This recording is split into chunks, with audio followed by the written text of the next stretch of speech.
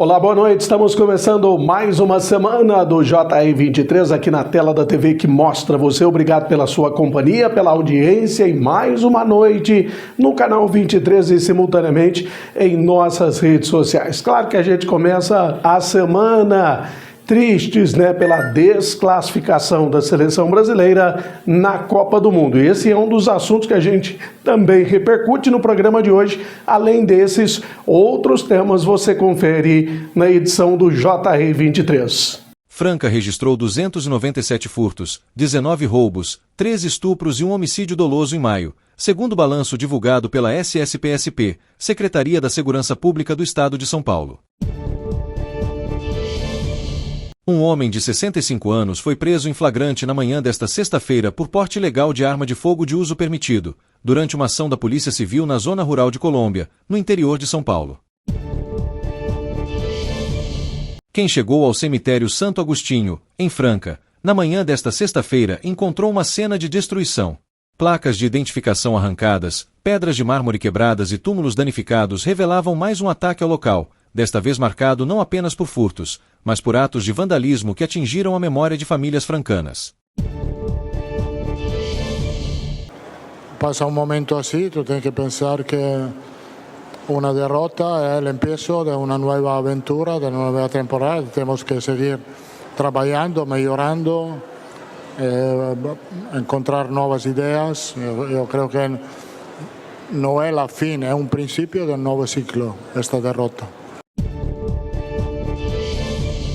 Pois é, vamos falar muito sobre a desclassificação da seleção brasileira, mas a Copa do Mundo ainda continua. Vamos falar de outras modalidades esportivas, já a preparação também do Campeonato Brasileiro para o retorno. E é claro, você sempre muito bem informado aqui no JR23.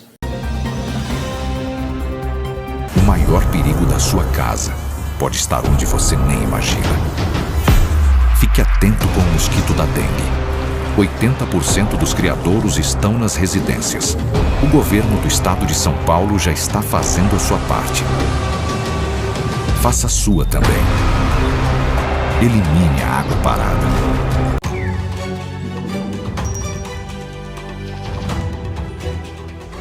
Por onde passam, os incêndios florestais costumam deixar um rastro de destruição, e os efeitos para os animais silvestres podem ser devastadores. O fogo altera o ambiente natural das espécies, prejudicando a procura por abrigos, alimentos e até parceiros reprodutivos. As espécies que se abrigam em lugares específicos, como tocas subterrâneas ou ninhos em árvores, são diretamente afetadas. As áreas atingidas por grandes queimadas costumam demorar muito tempo para se recuperar, dificultando a recolonização e reduzindo algumas espécies nativas. Em casos graves, os incêndios podem levar até mesmo à extinção de espécies inteiras, especialmente as mais lentas, como alguns insetos, répteis e anfíbios, que não conseguem fugir rapidamente. Já os animais que conseguem sobreviver têm que lidar com outros tipos de ameaça, como predação por espécies invasoras e a competição por recursos, que se tornam escassos. E se você avistar uma fumaça suspeita, informe imediatamente as autoridades. Faça a sua parte e proteja o meio ambiente. E lembrem-se, a defesa civil somos todos nós. Você sabe o que é biometria? É uma tecnologia que reconhece pessoas a partir de traços únicos, como as linhas do rosto e a impressão digital. A biometria é uma forma segura de identificação. Por isso, desde 2008, a Justiça Eleitoral faz o cadastramento biométrico. E você, já fez? Hoje, mais de 100 milhões de eleitoras e eleitores podem usar as digitais para votar na urna eletrônica. E tem mais! Com a biometria registrada, sua foto aparece no e-título e você pode usar como documento oficial na hora do voto. O cadastro da biometria é gratuito e só pode ser feito presencialmente. Procure o cartório eleitoral ou acesse o site do Tribunal Regional Eleitoral de seu estado para fazer o agendamento. Biometria é mais proteção para você e para o seu voto.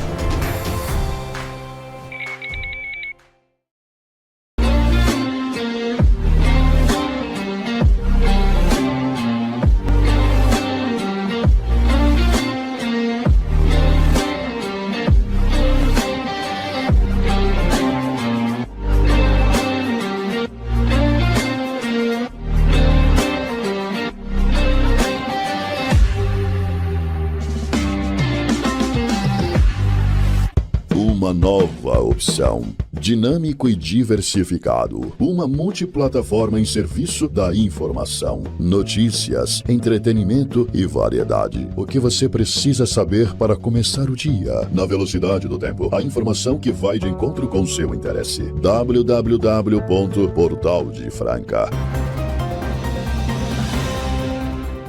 Estamos de volta com o JR23, começando com um resumo de informações, que movimentaram as últimas horas, não só em Franca, mas também em toda a nossa região. Casos que realmente são lamentáveis, e que estão sendo investigados. A gente falou sobre um caso, sobre essa situação acontecida na cidade de Restinga na semana passada, e agora tivemos um caso que também está em apuração aqui em Franca: vandalismo em cemitério. Quem chegou ao cemitério Santo Agostinho, em Franca, na manhã desta sexta-feira encontrou uma cena de destruição. Placas de identificação arrancadas, pedras de mármore quebradas e túmulos danificados revelavam mais um ataque ao local, desta vez marcado não apenas por furtos, mas por atos de vandalismo que atingiram a memória de famílias francanas. Os danos foram descobertos por jardineiros que trabalham no cemitério e imediatamente comunicaram os familiares dos sepultados. Segundo as informações apuradas, criminosos invadiram o local durante a madrugada e destruíram revestimentos de mármore, placas de identificação e outras estruturas de diversos jazigos. Fragmentos dos materiais ficaram espalhados entre os túmulos. Ao menos 6 pontos diferentes do cemitério foram alvo da ação. De acordo com relatos, esta não foi a primeira ocorrência registrada nos últimos dias. Antes do episódio desta sexta-feira, o cemitério já havia sido invadido pelo menos outras 3 vezes por criminosos interessados em furtar peças de bronze e alumínio instaladas nos túmulos. Desta vez, porém, o cenário encontrado indicava uma ação voltada principalmente ao vandalismo. As circunstâncias da invasão e a identificação dos responsáveis deverão ser apuradas pela polícia. Pois é, cada caso, realmente a polícia vai investigar, além do prejuízo, do furto em si, tem aí a questão do desrespeito também, já que as pessoas acabam invadindo aí os cemitérios e danificando ali os túmulos, vandalizando uma situação que para as famílias é muito ruim. Vamos agora falar de outros casos, de armas que foram apreendidas e homens que foram presos na região. Um homem de 65 anos foi preso em flagrante na manhã desta sexta-feira por porte ilegal de arma de fogo de uso permitido, durante uma ação da Polícia Civil na zona rural de Colômbia, no interior de São Paulo. Após o pagamento de fiança, ele foi liberado e responderá ao processo em liberdade. De acordo com a Polícia Civil, policiais da Delegacia de Polícia de Colômbia realizavam diligências quando avistaram um suspeito trafegando por uma estrada municipal em uma motocicleta, com uma espingarda nas costas. Durante a abordagem, os agentes constataram que a arma era uma espingarda calibre 12. O homem não apresentou a documentação exigida para o porte da arma. Na ocorrência, também foram apreendidas 5 munições do mesmo calibre. O suspeito recebeu voz de prisão e foi conduzido à Delegacia de Polícia de Colômbia, onde o flagrante foi ratificado pela autoridade policial. Um homem foi preso em flagrante por porte ilegal de arma de fogo na noite de sábado durante patrulhamento da Força Tática da Polícia Militar na Avenida Orlando Dompieri, em Franca.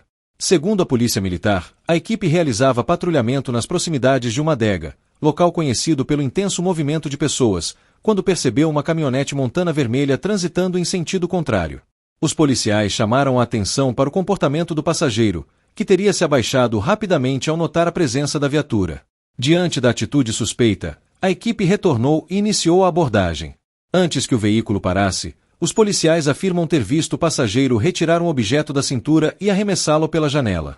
Em seguida, o automóvel foi interceptado. Durante as buscas, os militares localizaram um revólver da marca Rossi, calibre .38, com a numeração suprimida e carregado com 6 munições intactas. O homem também estava com um aparelho celular. Ainda conforme a PM, o suspeito declarou informalmente que portava a arma porque estaria sendo ameaçado. A versão foi confirmada pela condutora do veículo, esposa dele, que acompanhava a ocorrência na condição de testemunha. Apesar da justificativa apresentada, o homem recebeu voz de prisão em flagrante por porte ilegal de arma de fogo. Ele foi encaminhado à CPJ, Central de Polícia Judiciária, onde permaneceu preso à disposição da Justiça.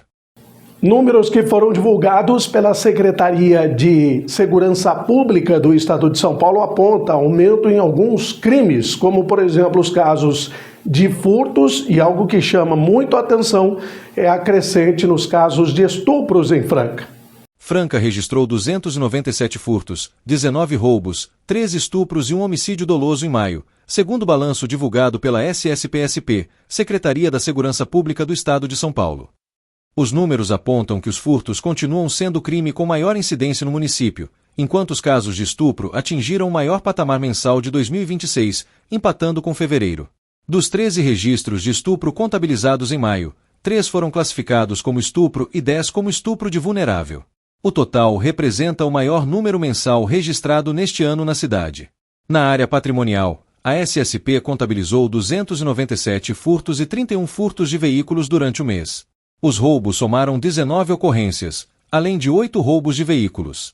Não houve registros de latrocínio, roubo de carga ou roubo a banco.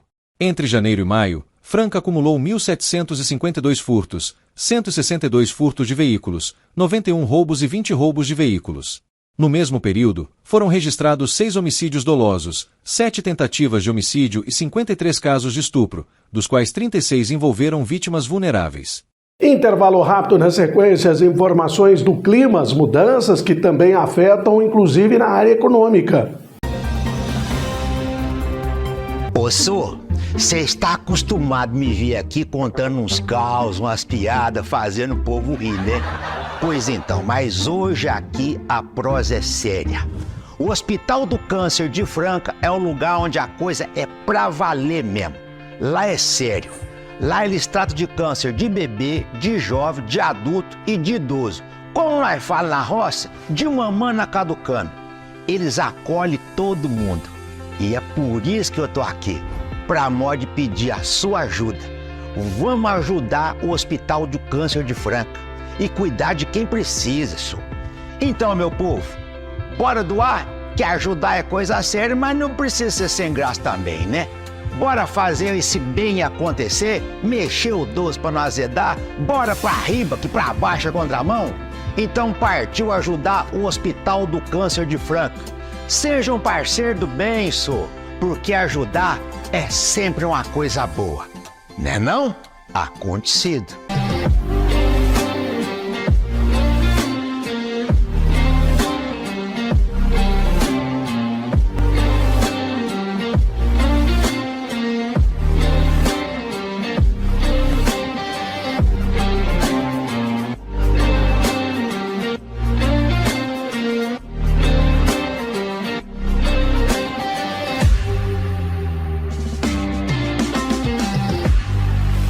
Uma nova opção. Dinâmico e diversificado. Uma multiplataforma em serviço da informação, notícias, entretenimento e variedade. O que você precisa saber para começar o dia. Na velocidade do tempo. A informação que vai de encontro com seu interesse. www.portaldefranca.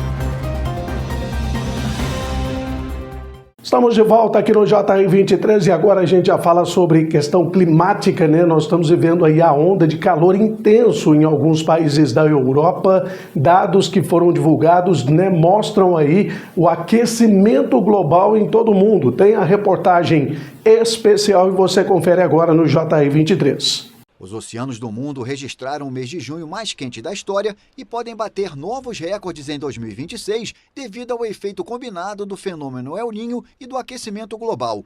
O anúncio foi feito nesta quarta-feira pelo Observatório Europeu Copérnicos. Segundo dados do Serviço Marinho da agência, a temperatura média da superfície do mar, que cobre 2/3 da Terra, foi de 20,98 graus Celsius em junho, superando o recorde anterior de 20,89, registrado em junho de 2024. O primeiro semestre de 2026 foi o segundo mais quente já registrado, ficando atrás apenas dos 6 primeiros meses de 2024. As temperaturas estiveram particularmente elevadas em junho em toda a região central e oriental do Pacífico Equatorial, a área mais diretamente afetada pelo El Niño, um fenômeno climático natural que aquece as águas superficiais e provoca secas, inundações e temperaturas recordes em todo o mundo. Segundo especialistas, o El Niño, batizado em referência ao menino Jesus, uma vez que o fenômeno foi observado pela primeira vez na época do Natal, poderá se tornar um dos mais intensos já registrados até o final do ano. Em 2024, o ano mais recente marcado por esse fenômeno, a temperatura média da superfície do oceano atingiu um recorde de 20,9 graus, antes de cair ligeiramente no ano seguinte. Esse fenômeno climático natural, que ocorre em intervalos de 2 a 7 anos, intensifica uma tendência mais ampla de aquecimento dos oceanos, impulsionada pelo acúmulo de gases de efeito estufa na atmosfera. Os oceanos desempenham um papel de regulação climática ao absorver 90% do excesso de calor gerado por atividades humanas, particularmente a queima de petróleo, gás e carvão. Desde o início do ano, 82% da superfície oceânica global registrou ondas de calor marinhas, sendo que quase metade enfrentou episódios que variaram de intensos a extremos. Os impactos também do clima acabam afetando diretamente a produção de alimentos e também de algumas lavouras, como por exemplo a produção cafeeira. O Espírito Santo está em plena colheita do café da safra 2026. Segundo o levantamento da Companhia Nacional de Abastecimento, a Conab, o estado deve colher cerca de 19 milhões de sacas, um crescimento superior a 9% em relação ao ciclo anterior. Apesar do bom momento vivido pelo café capixaba, o fenômeno climático El Niño, responsável por eventos extremos como secas severas, tempestades e ondas de calor, pode se tornar um desafio para os próximos meses. O investidor fica receoso, porque se não chover no momento que se precisa para fomentar as floradas e fortificar as flores para o próximo ciclo produtivo, que vai ser de agosto até outubro, a safra do ano que vem fica comprometida, se houver esse fator El Niño, e por tabela os preços ganham firmeza. Então, realmente, hoje não assusta, mas o futuro de médio prazo realmente é desafiador, porque se o El Niño vier, como todo mundo está falando que vem, pode tirar muitos da zona de conforto, porque sem chuva não tem agricultura. Segundo o Incaper, a colheita do Conilon no Espírito Santo deve seguir até o mês de julho. Já no caso do Arábica, os trabalhos podem avançar até outubro. Mas as mudanças no clima acendem um sinal de alerta para o produtor. A chuva realmente no momento de colheita não é um bom sinal, porque você fermenta os cafés nos terreiros, você tira o açúcar do café e isso não é bom. O melhor dos mundos é quando você tem um outono e um inverno secos e uma primavera e um verão chuvosos, porque você tem a qualidade do café e o volume já pré-determinado. Mas como o clima hoje está totalmente adverso, a gente fica sem saber para onde vai. E uma coisa que vale a observação, Verônica, é o seguinte: a gente tem que entender o agro de uma maneira diferente como nós entendíamos no passado. O agro não é um jogo, café não é cassino e safra não é loteria. Ou seja, a gente tem que ter gestão do nosso negócio. Então, na hora que o produtor tiver noção de quanto custa e por quanto vende e entender que tem uma margem positiva aqui no meio disso e colocá-la no bolso, com certeza a margem de erro é menor. Mais um intervalo rapidinho, na sequência as informações do mundo da bola para você que acompanha o JR 23. Mais uma vez, o Hexa vai ter que esperar. Escuta isso. Esse é um chamado. Um chamado para bater de frente. De 4 em 4 anos, o país inteiro vibra na mesma emoção. Daqui de dentro, eu já vi isso acontecer. Ano de Copa também é nosso ano. Porque nunca existiu Copa sem a nossa camisa. Nós somos herdeiros do maior reinado que o futebol já viu. E torcer é o nosso legado. Às vezes bate o medo, bate a dúvida, bate a insegurança. E a gente segue. Faz meme, diz que é só futebol. Mas não é. Porque quando isso bate, bate onde dói. Dói quando dizem que acabou, que o futebol morreu, que não é mais como antigamente. Mas daqui de dentro, eu já vi isso acontecer antes. E eu já vi a gente dar a volta por cima. Porque na vida no futebol, o brasileiro sempre bate de frente. Bate onde mora o orgulho. Bate, que eu bato de volta.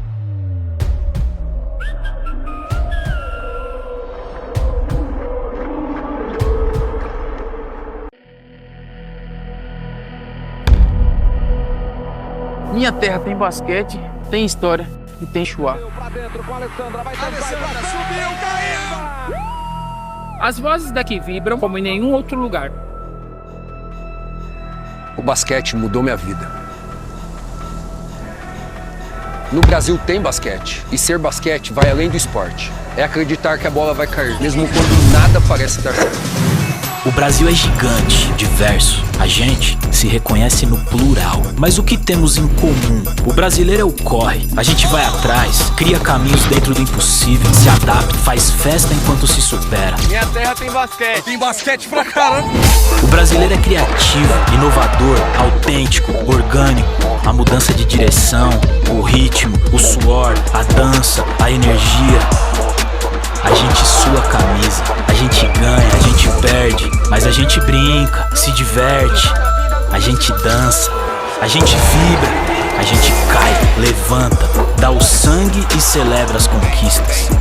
Esse é o nosso jeito. Nossa terra, Nossa terra. Nossa terra. Nossa terra. Nossa terra. Nossa terra tem basquete. Nossa terra tem basquete, e aqui é meu lugar. Você pode dar o sangue por você? Você pode dar o sangue pelos seus sonhos? Pela sua família? Por uma causa? Você pode. Comece hoje e faça disso um hábito. Porque quando você descobre que pode dar o sangue por você, você também descobre que pode ajudar outras vidas. Procure um hemocentro e doe sangue regularmente. Você pode. Ministério da Saúde. Estamos de volta aqui no JR23, uma semana que começa triste, né, para o torcedor brasileiro pela eliminação da seleção brasileira na Copa do Mundo de 2026. É o fim do sonho do Hexa, pelo menos no Mundial de 2026 a Copa continua, o Brasil acabou tropeçando diante da Noruega. E nós temos aí as reportagens, né, e é claro a tristeza dos torcedores brasileiros. Veja só. O sonho do Hexa termina nas oitavas de final. A Noruega derrotou o Brasil por 2-0 em Nova Jersey e se classificou para as quartas de final da Copa do Mundo. Os noruegueses começaram pressionando no ataque e chegaram a marcar um gol logo aos 2 minutos, mas foi anulado por um impedimento. Aos 11 minutos, o Brasil teve um pênalti marcado a seu favor após Matheus Cunha ser derrubado por Ayer na área e o VAR chamar o árbitro para a revisão. Bruno Guimarães bateu, mas a cobrança foi defendida pelo goleiro Nyland. A seleção seguiu tentando e teve uma boa chance aos 40 minutos com um chute de Vini Júnior, que parou no goleiro norueguês. Na volta do intervalo, o Brasil criou chances e chegou com perigo. Aos 13 minutos, Endrick teve grande oportunidade após receber cara a cara com o goleiro, mas não conseguiu finalizar e a bola saiu pela linha de fundo. A Noruega voltou a ter controle do jogo e abriu o placar aos 34 minutos com o cabeceio de Haaland, que subiu mais do que os zagueiros e mandou para o fundo da rede. Aos 44, Haaland fez o segundo após um chute forte de fora da área no canto esquerdo de Alisson. O Brasil ainda diminuiu nos acréscimos com um pênalti convertido por Neymar, mas não foi suficiente. Agora o Brasil dá adeus ao Mundial e confirma sua maior seca em Copas na história. A orla de Copacabana estava fechada para a comemoração da vitória, mas Erling Haaland tinha outros planos de como invadir a praia carioca. No melhor da remada viking, o gigante norueguês marcou todos os gols do seu país na vitória sobre o Brasil. Esperava mais da seleção, acho que como todo mundo. E é isso, eu acho que é a decepção do brasileiro. Acho que o brasileiro merecia esse título. Acho que o brasileiro é um povo... Do lado verde e amarelo, um polêmico ídolo diminuiu cobrando um pênalti nos acréscimos. A derrota por 2-1 para muito torcedor foi ainda mais dramática, já que Neymar anunciou a aposentadoria da seleção. E hoje eu saio muito triste, porque na minha percepção era da seleção mais promissora dos últimos anos. E mais triste ainda pelo grande jogador que hoje se despediu da gente, que é o Neymar, o último jogo dele de Copa, o último gol dele de Copa. Ironicamente, o enorme estádio MetLife Stadium em Nova Jersey, com capacidade para mais de 80 mil espectadores, foi o mesmo local onde o maior artilheiro da história da seleção com 80 gols havia feito sua estreia vestindo a amarelinha no dia 10 de agosto de 2010. O jogo por uma parte ha sido um bom jogo, tivemos muita oportunidade na primeira parte, na segunda também, quando el partido estaba 0-0, tuvimos la oportunidad. Después los cambios eran para meter más frescura y para dar más profundidad para intentar de ganar el juego. Bueno, es obvio que estamos todos profundamente tristes porque yo acho que el equipo até agora fez no un mundial espectacular, mas un buen mundial. Yo acho que también no jogo de hoy se podía merecer ganar el juego. Y cuando pasa un momento así, tú tienes que pensar que una derrota es el empiezo de una nueva aventura, de una nueva temporada. Tenemos que seguir trabajando, mejorando, encontrar nuevas ideas. Yo creo que não é a fim, é um princípio de um novo ciclo, esta derrota. Como eu disse, né, a Copa do Mundo continua e é claro que a gente vai continuar também trazendo as informações, os detalhes para você que diariamente nos acompanha no JR23. E já também durante essa semana nós vamos falar aí sobre os grandes clubes, né, que estão retomando as atividades, já visando aí a disputa do Campeonato Brasileiro, que será retomado já com a sua 19ª rodada. Final de JR23, agradecendo você pela audiência, pela companhia. Amanhã a gente se encontra.